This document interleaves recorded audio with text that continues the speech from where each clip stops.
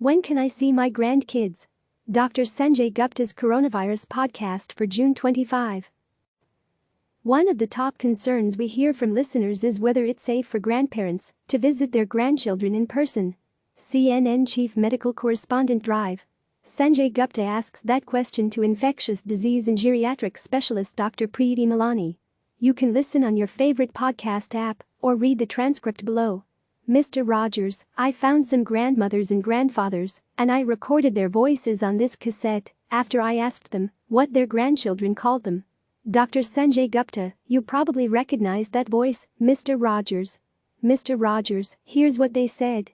Voice 1, our grandchildren call me Pap Pap, and grandmother, Grandma. Mr. Rogers, Pap Pap and Grandma. Voice 2, I have 5 terrific grandchildren, some of them call me Bubbe, some of them call me Gram. Mr. Rogers, Bubbe and Gram. Gupta, my kids call their grandparents Dada and Dottie. But since this pandemic began, my daughters have only been able to call them on the phone and see them on video chats. No family dinners, no birthday parties, no hugs. And I know that's the case for many of you listening. Grandparents can be incredibly influential in kids' lives. That's why it's so painful that those over 65 are especially vulnerable to COVID-19. Many grandparents have not been able to see their families for months, and they're desperate to know when and how they can safely change that. So today I'm going to ask that very question to my friend of more than 30 years, Dr. Preeti Malani. She specializes in infectious diseases and geriatrics and is the Chief Health Officer at the University of Michigan. I'm Dr. Sanjay Gupta, CNN's Chief Medical Correspondent. And this is Coronavirus, Fact versus Fiction. I have to tell you, one of the most common questions I get, you know my family well. So this is the questions asked of my own family a lot. My parents have 5 granddaughters, 3 of my daughters and my brother Sunil, who lives up in Michigan where you are, has 2 daughters. And we're constantly asked by my parents, when can they see the grandchildren again? What should I tell my parents? What should people tell their grandparents about when they might be able to see them again? Dr. Preeti Malani, Chief Health Officer, University of Michigan, I get asked this question a lot too. And there is no love that is more genuine than the love between grandparents and grandchildren. It's so important. It's not just love. It's the social, emotional well-being. And it's this idea of, can you get to a point where there's acceptable risk? Because frankly, the least risky thing is to not see them. But that's also not without risk. We focus so much on the risk of COVID that we forget that there's also a social emotional well-being piece for the grandparents and the kids, and that loneliness, social isolation, are not good, particularly for older adults. So what would I tell them? Sort of depends on what's happening in other people's lives. Like, I know you have been pretty much staying at home and recording, and I'm sure Sunil's also probably been staying home, and, you know, your parents would require them to travel. But to me, that's an acceptable risk. Everyone's kind of been in place. The differences might be, is if you have young kids that are going to daycare, you know, that introduces a different kind of risk. Certainly, if anyone has any symptoms, there shouldn't be any visiting. Gupta, when we think about viruses, if you go back to the last pandemic we dealt with, H1N1, people may not remember, but that seemed to affect children more than it affected adults or certainly elderly people. As it turns out, it wasn't that lethal. But what is it about this virus, do you think, that puts elderly people at higher risk of these more severe complications? Malani, the reasons why this affects older people is speculative. You know, in general, there's been a lot about comorbid conditions and diabetes and obesity and hypertension. The question is that just what people look like demographically, who are older? But it's a very interesting thing, particularly as we think about opening up daycares in K through 12, that kids seem to get infected from adults, not vice versa. And I don't understand why that is. And that's one of the many mysteries of this pandemic. Gupta, I think about that part of it a lot.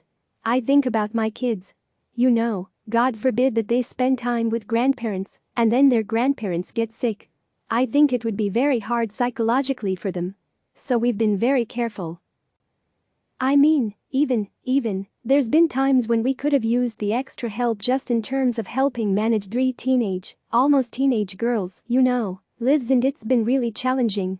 And I know for you as well, Preeti, Dr. Malani, your own grandmother passed away at the age of 97. I was sorry to hear that. It wasn't COVID related, it sounds like. But how did you handle that as a family? I mean, what happened? Malani, yeah. Thank you, first of all, for your condolences, Sanjay. Yes. So my grandmother had a very long and healthy life. And she had been asking me to come because her health had been declining a little bit and she wanted to talk to me. And it was quite urgent. And so I made the decision to go and see her in April. And, just be careful. I knew that I wasn't ill, and I had been doing a pretty good job at that point of not really being in any kind of patient care environment for several weeks. So, again, of the parallel tragedies of this pandemic is also that even without COVID, if you end up in the hospital, visitation, just ability to advocate for your older family members is very limited. And I think it's hard on families. It's hard on patients.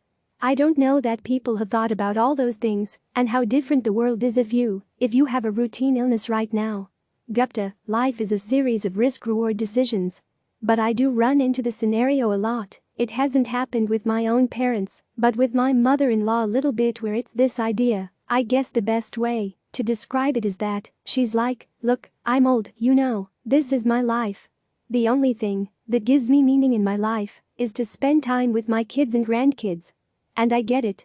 I'm not being ignorant to what's happening in the world. But for me, I don't have many years left. Am I going to lose my meaning in the few years that I have? Is that a fair decision, do you think, for them to make, or is that being a little insensitive to the current situation? Malani, I feel it is a very fair assessment. And again, it is a risk-reward, and there's a difference between the reckless and then taking an acceptable risk. And we don't know what the risk of COVID is for most people. We assume sometimes that it's really big and that all of us are asymptomatic carriers and we're going to infect everyone. But the truth is that that's probably not the case. And, there's a way that we can sort of balance risk. Like you can stop at the rest area, do your business, wash your hands, and get out of there. And I don't think that is going to put you at risk of COVID. So somehow we need to, learn how to estimate risk in a situation where you truly can't estimate it. But I agree with your mother-in-law a bit that, at some point you have to take some risk because maybe next summer you're not going to be in good enough health to have that visit. Is there a way that you could do it that balances risk? And I think, especially if it's a local grandparent, visiting outside, going to the park with your grandkids, sharing a meal outdoors at a picnic. Those are things that are very low risk in my mind, especially right now. Gupta, what about hugging? Hugging okay? Malani, I think a quick hug is okay. I really do. But, some people would say, well, there's high risk. But, I don't know what's a downside in some ways.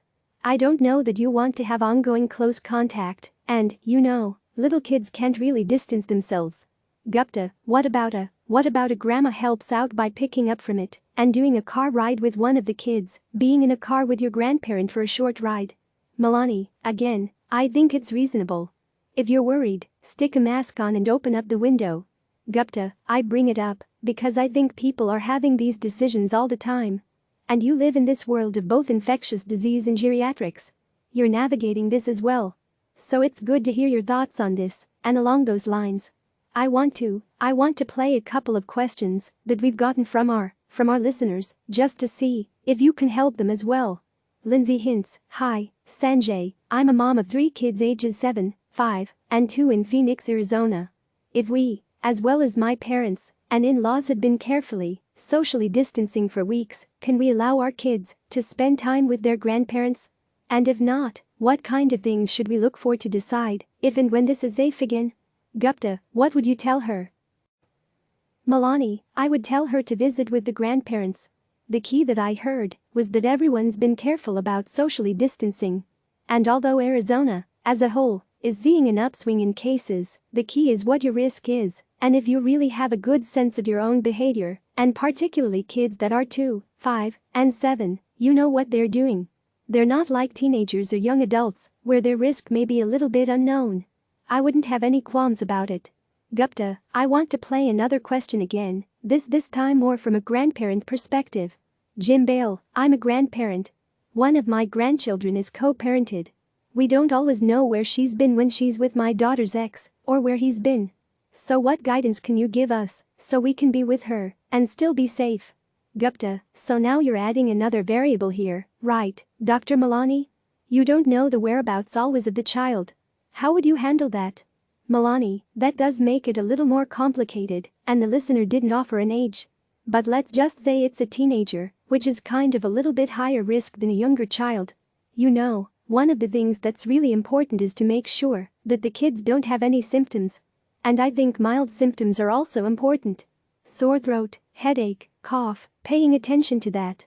And that's something that parents can do and really think about. Also certainly encouraging kids to wash their hands and be as safe as possible. But the truth is the child's risk is probably pretty low. You know, it's hard without knowing what they're doing. But, you know, assuming this is a minor child, and these days a lot of the outlets are limited for young people. This is a case in which maybe you want to try to have lower risk interaction. So outdoors, if possible, socially distance as much as possible, maybe within the same room, but kind of across the room. And this might be a situation where just having everyone masked. That's something to consider. Gupta, the idea of masks, Preeti, is interesting. Because there was a lot of back and forth, talking not just about the protection for those around you, but for the mask wearer him or herself. But the reason that so much of the guidance change seemed to be when there was clear evidence that there was asymptomatic transmission, that even without symptoms, you could spread the virus. How likely is an asymptomatic young person to spread the virus to their grandparent? Malani, early in the pandemic, I was probably one of those folks who really felt like maybe this whole asymptomatic spread was overblown, as well as environmental spread. And I still think people worry a little bit too much about what tennis ball they're touching and stuff, because by and large, most of that is symptomatic. It's people coughing on you. It's respiratory secretions.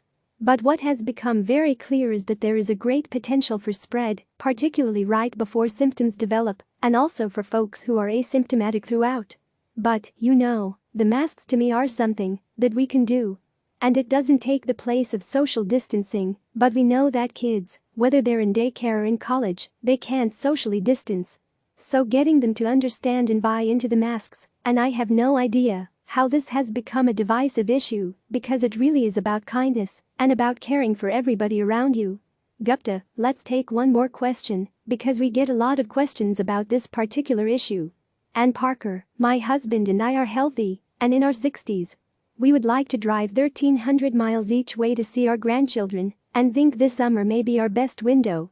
Are we being foolish? Gupta, first of all, drive versus fly. Does it make sense for them to drive 1,300 miles each way to see their grandkids versus flying? Malani, well, they didn't say where they're traveling from. Obviously, that's going to take a few days, several days probably, and it'll require multiple stops, so I think it's okay. I think you could do it in a way that limits risk of travel, could be careful depending on where you're going to stay along the way with friends or family, or in a hotel or Airbnb. Gupta, would you stay in hotels now? Malani, if I needed to, I would. But I would be pretty careful about things. Personally, 1,300 miles, if it was feasible, and if it was, like, a place that you can easily fly to and from, I might consider flying, because that's probably 3 or 4 nights of travel. I would say you should try to go see your grandkids.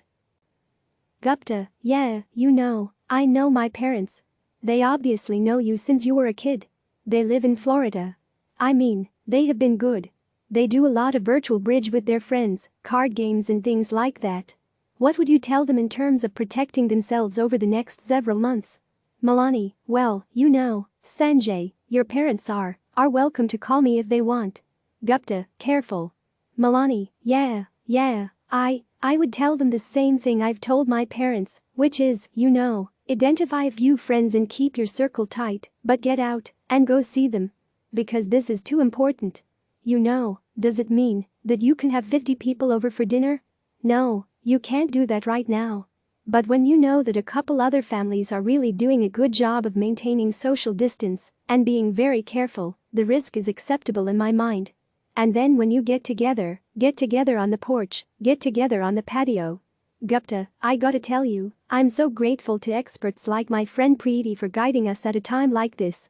They help us do our best to make the safest, most informed decisions we can for our families. When I say that we're in this together, I mean that we're all feeling anxious, we are all weighing risk factors together. But at the same time, we may all have to make different choices depending on our situations, and that's okay. We'll be back tomorrow. Thanks for listening. If you have questions, please record them as a voice memo and email them to asksanjay@cnn.com. We might even include them in our next podcast. You can also head to cnn.com coronavirus and sign up for our daily newsletter, which features the latest updates on this fast-moving story from CNN journalists around the globe. For a full listing of episodes of Coronavirus, Fact vs. Fiction, visit the podcast's page here. Click subscribe to receive the latest news.